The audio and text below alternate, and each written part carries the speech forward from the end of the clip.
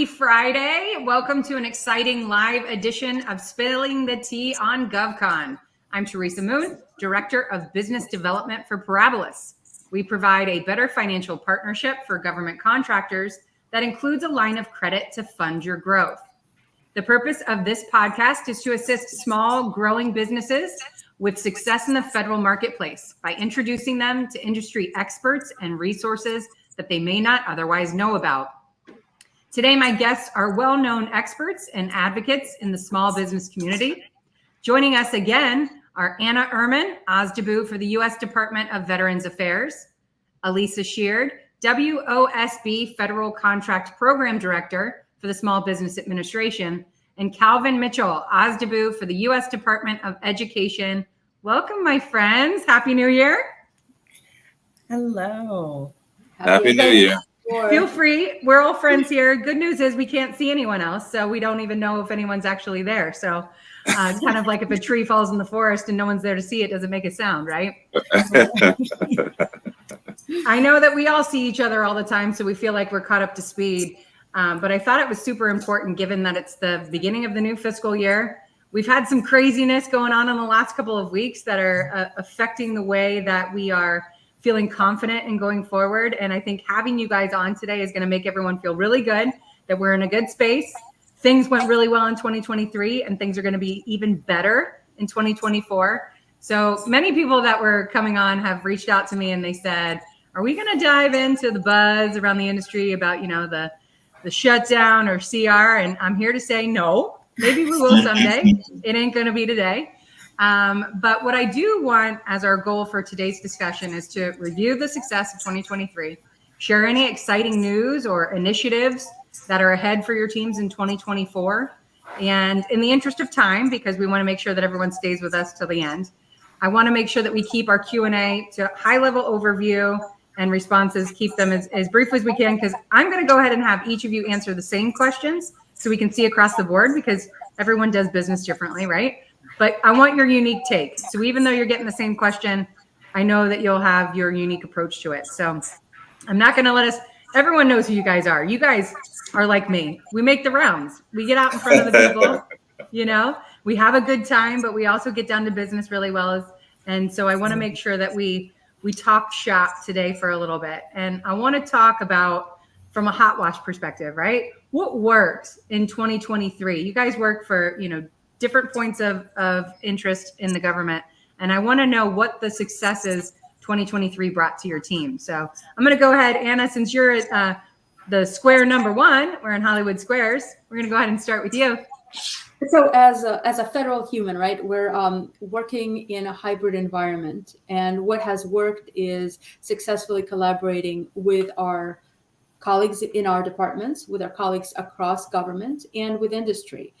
So look for more of that. I'm kind of giving it away a little bit, but look for more of that. The engagement that spans the cyberspace as well as physical, in particularly the collaboration with other agencies and being able to help and support each other. So I'm truly looking forward to more of those opportunities. That's awesome. And that's important. And I'm glad that you're going to talk about that a little bit when we get into what's coming up in 2024. And, you've had a change up in your year. So you've pivoted really well and been able to support people that you may have already known, but they might gravitate towards one agency more than the other. And so congratulations to you on a job well done on both fronts. I know that it's not easy when you have to change it up and get different teams and different federal humans in line and in the same, mental state of let's help people. And you've done an amazing job. So if I can say something that you've succeeded in 2023 is being a master pivoter and doing really well with taking on a new role and making it really a great thing for those who work with you, I'm sure, and those of us who depend on you to help us out. So thank you. Absolutely. Thank you. Awesome. So same question to you, Alisa. What worked for your team in 2023? I would say kind of along the lines of what Anna just shared, but an increase in customers' engagement. And so we launched a lot of office-like hour webinars on a monthly basis to really enhance our outreach, as well as explaining how to navigate the certification process in a more robust manner. And so the frequency of those webinars have really transformed how applicants are navigating the process, as well as we're hearing so much good feedback that there's just someone on the other end of the computer. So we're really proud of that achievement and what the results of those efforts have brought for us. That's great. And I know that any of us that travel the circuit and go to conferences, that's a lot of the reason why people show up. Just seeing you in person and getting a feel for how you interact with people and knowing that they're being heard is so important. Federal business contractors are, having to learn a lot. They're not just doing what they do well. They're having to learn how to do business in a way that's foreign in every other, way of doing business. Commercial does not relate at all. Right. And so when they can see you face to face and talk to you and know that you actually care is so important. And, I really appreciate all the work that you do with organizations like Women Impacting Public Policy and showing up and being present and taking some hard questions sometimes, because certification process across the board ain't easy.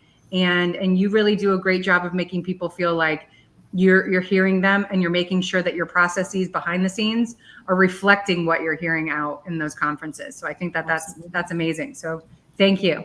Yes. And last but not least, of course, Calvin, you guys are really, you're killing it. You guys are hitting some goals. You and I chatted a little bit about it. I know that, we're always our own worst critic, but you've done a lot of great things in 2023. Will you share some of those successes with us?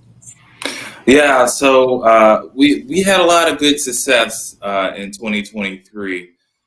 There was one key element of our strategy that was different. I implemented a new strategy, is creating and leveraging acquisitions for small business strategy class, Department of Education.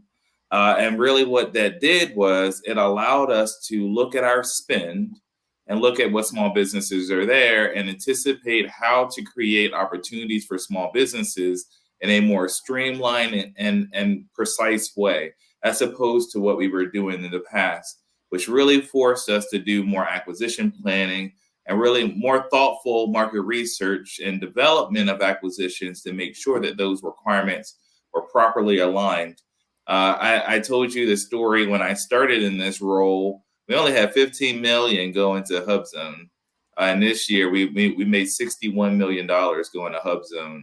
Awesome. And a huge process, huge part of that process is, and I'm thankful, Deputy Secretary Cindy Martin has leaned forward into this strategy and has really supported what we're doing, and they really believe in what we're in some of the things that we're doing. So that is really the key, using the data to open up doors, both internally with our program offices, reducing some of those barriers, and then going out and doing outreach is another thing that I think has worked well. I try to go to as many events as I can physically without my wife filing for divorce. And I'm always pleasantly surprised to see my friends everywhere I go. So it's good to get that outreach, right? And, I could send others, but I go myself because I want small businesses to know that we are committed and that we are seriously focusing in on increasing our small business participation and reducing the barriers small businesses face in doing business with the Department of Education. And that's awesome. You guys are heavily scrutinized, right? People who are trying to do business with the federal government are always going to poke holes in what you're trying to do well. And you are, just a one point of contact in the whole process itself. But the fact that you listen and implement that with your team's strategies is super important. So I don't want to talk about things in the sense of where we're failures in it, right? Those are the points where we learn the most, though. But you did have some struggles, I'm sure, over 2023 that taught you lessons, because we always learn the most from the things that are the hardest, right? And so I want to talk next about what is something that you've learned from what may have happened in 2023 that you might have been changing up or might have stimulated something different for you as far as an idea that you could put in place and you actually were able to say, yes, this is something that I've learned and I can put into action for 2024. Alisa, we'll go ahead and start with you this time. Sure. So I would say really, if you haven't already visited the Data Hub, so I saw it in its preliminary stages before we released it to the public. So the Data Hub.certify.sba.gov. So I used a lot of that data before it actually became public to kind of see where the activity was kind of happening for women-owned small businesses or not happening for women-owned small businesses. But then also using that data, kind of looking at each agency to see where are they spending the dollars so that I can then tie women-owned small businesses to those particular opportunities for my plans for FY24. So I would say learning more from data is probably one of my biggest things I would take away from that, because there's just so much data now available than ever before, and really finding purpose with that information to really change the outcomes of things. That's great. Can't keep doing the same thing over and over again and expecting a different result, right? So data is a great way to incorporate that into the plan to make different changes for the good. And so that's awesome. Anna, how about you? What's something that you guys in your team have learned that you're going to put into practice in 2024? So first, let me say that Alisa assigned some homework to me on Tuesday. So we're working on getting you some good data about women-owned, veteran-owned companies doing work at VA.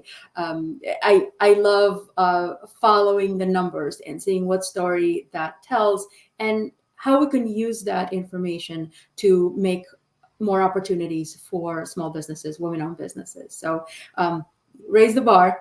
Thank you for that. Yeah. What we are realizing, can't go it alone, and sometimes trying to figure out, building a bicycle from scratch is just not a good idea. So the VA is using the forecast tool that the General Services Administration created, GSA, and we're putting our forecast opportunities on that tool. So we are training our contract and program staff.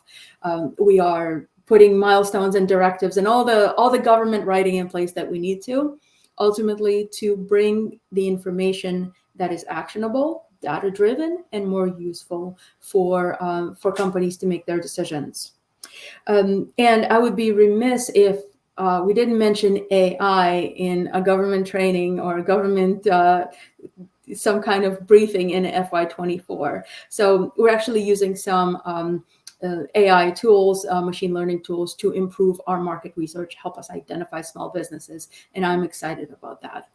That's awesome, because like we always tell people, just because you filled out and confirmed the certification doesn't mean someone in that agency gets a ring on their phone and goes, hey, Teresa just became a WOSB, give her a call. Doesn't work that way. You really have to do your homework and do the work to get into that agency. And so the fact that we are incorporating AI in certain aspects of the way that we do business is going to be really helpful to the people who work for you, that are going to be able to identify multiple companies that will fulfill certain proficiencies. And so I'm excited to see how it kind of revolutionizes the way that we do business with the federal government. And hopefully it'll be all for the better, right? I think some people are also skeptical about that, but we won't know until we start utilizing it and ironing out the kinks as they come. But I think that there's a lot to be said for that type of process being put in place. I think it's great. All right, Calvin, I know that you are someone that really reflects. And so you've been working on strategy all week. What did you guys learn at Department of Education that you're going to incorporate in 2024? Yeah, I was stuck in spreadsheet world all week trying to figure out how we missed some of these goals. I actually had my one spreadsheet called the Monday Morning Quarterback, which I shared with my deputy secretary.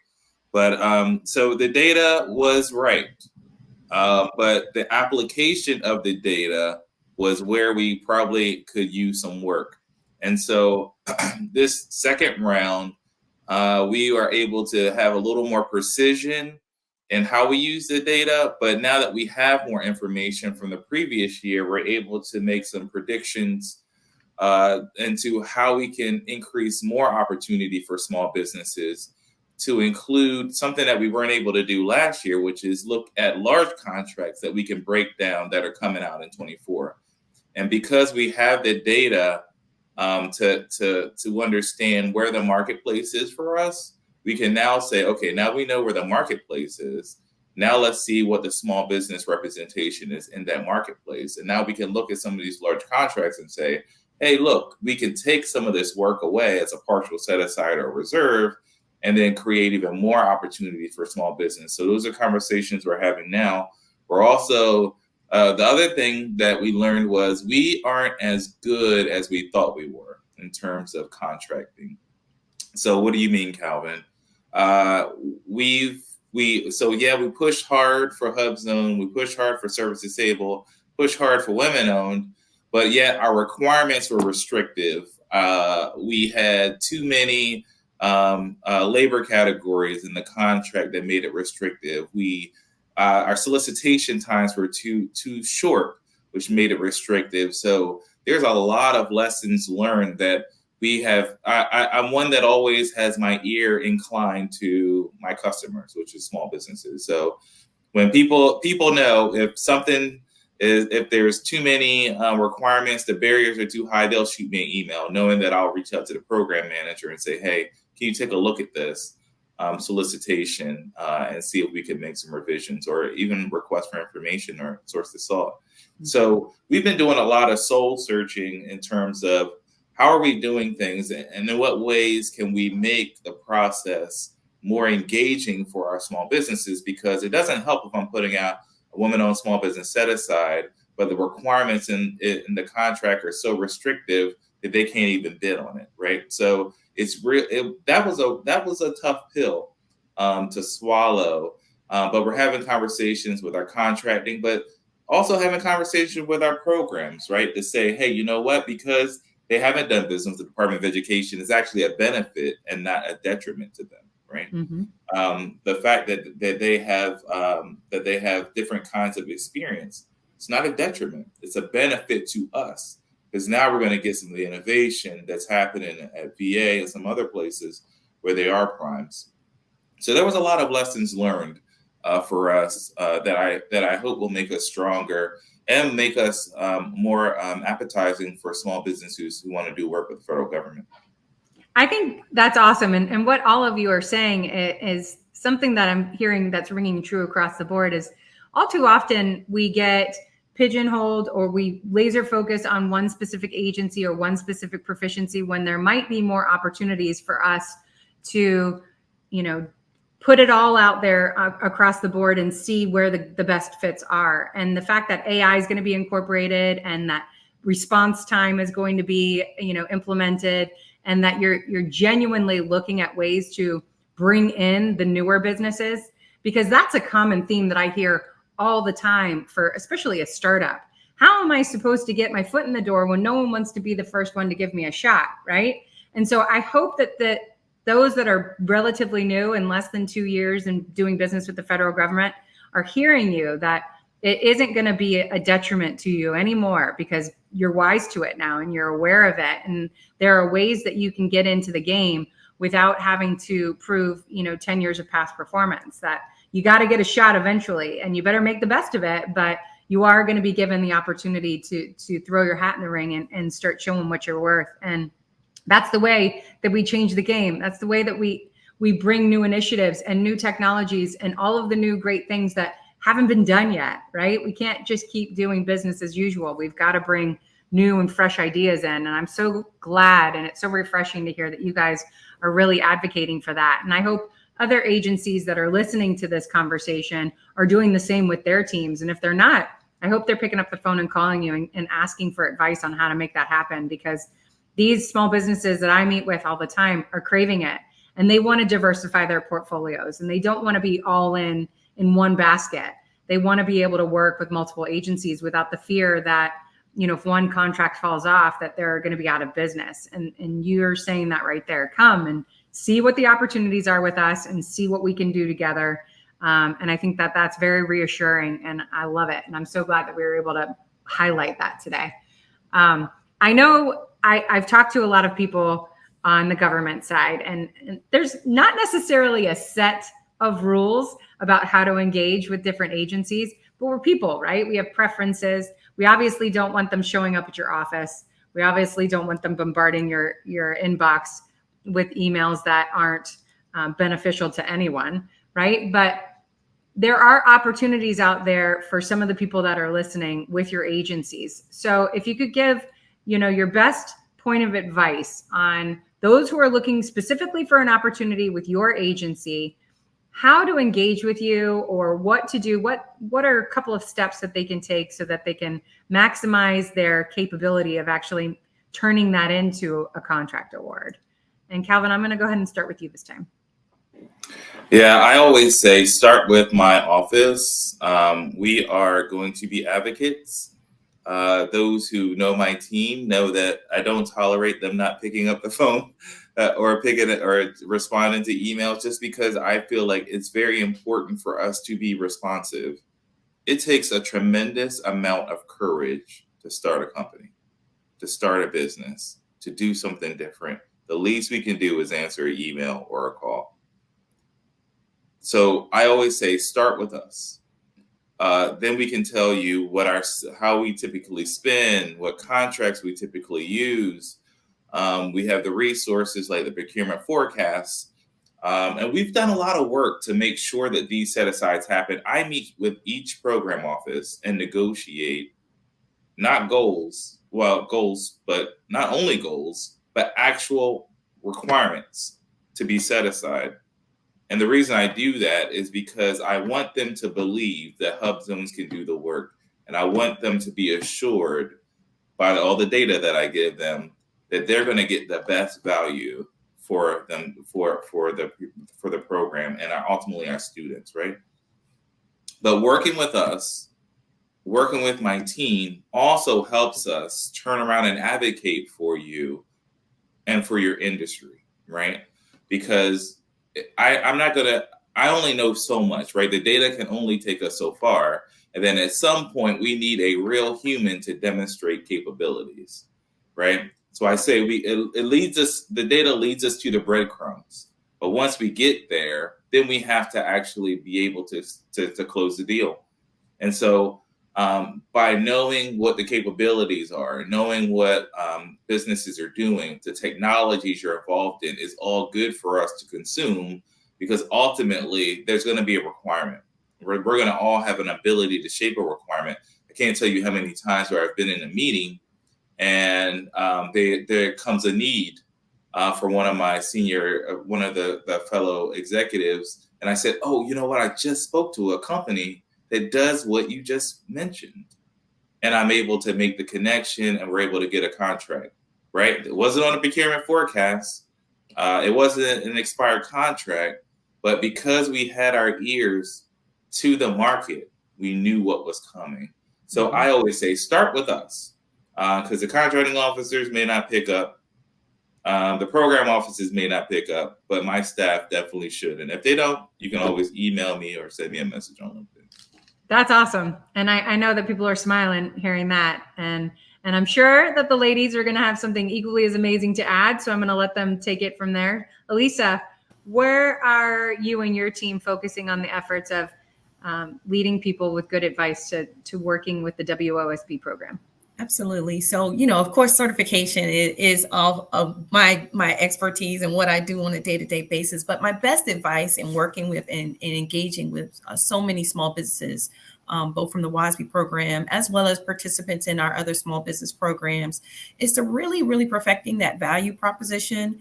I just want to lay this example. There are multiple donut shops. There are the Dunkin' Donuts of the world, there's the Krispy Kreme of the world, there's the Duck Donut of the world. They all exist and they all are doing pretty well for themselves in their existence, but they all have very different value propositions and they offer very different things to their audience, which drives their traffic. So what is your thing that you offer to the government that's going to drive traffic to why you fix a problem, why you execute an issue solution very well? Do you put sprinkled bacon on the top of your donut? Do you do glaze that comes out at the top of the morning? What is your skill set and gift and your value proposition for your business that helps you stand out for others? So that would be my best advice to offer today. I love that. Marketing is so important to differentiate yourself from the competition. So that's great advice. How about you, Anna? What's some great advice for people looking for opportunities at the VA? I think Alisa's donut example is perfect because my 11-year-old talks about the Texas donut that she saw 4 years ago because it was so big and she hadn't seen anything like it, that she still remembers that. So translating it to GovCon, what is it that is unique about your company in a way that matters? What is something that will help Calvin remember you when he's talking to his program people? But saying that you do consulting is not it. So to bring it back to some practical, actionable advice, there is so much information. One thing I love about the VA, because our mission is to serve veterans in all aspects of their lives, we are very proactive. We're kind of like a mini Apex accelerator.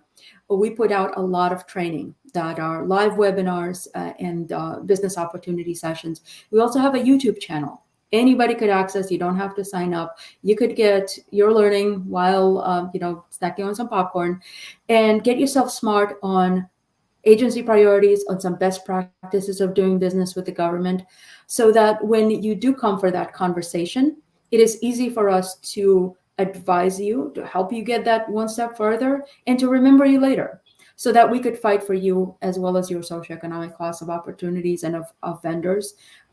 We will advocate for you as hard as we can, but you got to show up and help us with that. Bring us some tools. That's right, because you guys aren't going to be reaching out to them. They have to tell you who they are and why that should matter to you and your mission. And so I love that. I think each and every one of you had a unique take on it, but I think it's actionable advice, and that's what people need. And it gives them hope that if they actually do some of the things that you advise, that they do have the capability of winning some of those awards that they hope for this year. Because, that's the name of the game, right? Showing what you can do and getting an opportunity to prove that you are good and the best at whatever it is your company can provide to the federal government. So I know that we all travel around all year long. Anything coming up in the next couple of months that those of us who will also be at events might be able to catch you or some of your teammates at, say, between now and the end of 2023? How about you, Calvin? Where are you going next? Our money is a little restricted right now, so we're going to be doing a lot of local events. But I'm really, really excited for Challenge Her. I always look forward to Challenge Her events, and that's with the Women Impacting Public Policy in Silver Spring, and I think it's the 23rd of October. So really looking forward to that. And I think there is a government procurement conference happening in November. I can't remember the date. I apologize for that. But if I were to say where you should go, and you don't have to be a woman-owned small business to come to this event, but it's always good information. It's always great engagement. And it's a great staff that puts on that event. And I always look forward to being there. So I would say the Challenge Her Silver Spring, Maryland event. I love it. And I know my whip sisters that are on right now are like, heck yeah, because I'm pretty sure someone else is going to say they're going to be there. It's me. I'll be there. And it's October 24th. And, October 24th. Yep. And I think we're actually sold out right now, which is amazing news, but there is a waiting list and not everyone can go, right? So definitely put yourself on the waiting list and be there if you can, because it is, like you said, Calvin, always a really fun event. They always have a great lineup of speakers, you included, and Alisa will be there speaking. So I know you're going to say that's where you're going to be in a couple of weeks. Where else can we expect to see you in the coming months? So we are like Calvin. We are going to be very local because of limited budget, but we will also be supporting. We're going to divide and conquer the week of the 23rd. So we'll be at the National Minority Supplier Diversity Conference in Baltimore. We'll be at TIE DC in Virginia, and we absolutely will be at Challenge Her with all of you all that are here on the panel today. So we always look forward to every Challenge Her event. Absolutely. It is a good time, and nothing like jam-packing some amazing people and information and opportunities to network with other women-owned small businesses and in just a one-day conference. So if you're local, definitely hop in your car and head to Silver Spring at the end of the month. How about you, Anna? Where are we going to see you in the next couple of months? So I don't know that there's anything else happening besides the National Veteran Small Business Engagement, NVSBE in Orlando, November 7th through the 9th. We're super excited. This was an event that drew several thousand people before the pandemic. We're over 1,000 registrations right now. It is veterans first. It is built, created, put on with veteran-owned and SDV-OSB companies in mind. Other small businesses are welcome. One thing that we are doing and that we've always done is focus on business opportunity sessions. So briefings about specific requirements by VA program owners. So actionable information, one-on-one sessions. So we are getting our comfy shoes ready and packing up all of our materials and heading to that. But I will see you around town. My staff and I will be at NMSDC, I believe Challenge Hour as well. U.S. Women's Chamber event this coming week. So there's a lot happening. And I believe for construction companies in the room, SAMI is having an event the last week of October as well. So yep, lots of great stuff coming out. And I can't wait to have you down here in my hometown in Orlando. I will be there as well. So I'm excited for that event. So good news is I get to keep seeing you guys outside of just having you on this program. And I so appreciate it again. You're very gracious for giving up your time. I know this has been a challenging last couple of weeks, and given your roles and your responsibilities, having you here has been amazing. So I certainly appreciate each of you from the bottom of my heart. Thank you so much. Thank you. Awesome. So thank everyone for joining us today. Thank these three lovely panelists for their time and their candor. Rest assured, I'm going to be having each of them back in the future to discuss in more detail what lies ahead in 2024 for our GovCon community. I encourage each and every one of you to connect with all of the agencies represented today on LinkedIn, follow their work, and learn more about doing business with the federal government. On this program, we pride ourselves on sharing the most insightful and exciting people and information to help you better navigate your GovCon journey. If you like what you heard today, you can see all of our past podcasts, which are archived on our YouTube channel by the same name. And we're also on Apple Podcasts and iTunes, among several other streaming platforms. Stay tuned for all of our future guests in the coming months as we help you grow with confidence in the year ahead. I'm Teresa Moon, and this is Spilling the Tea on GovCon. Have a great day, my friends.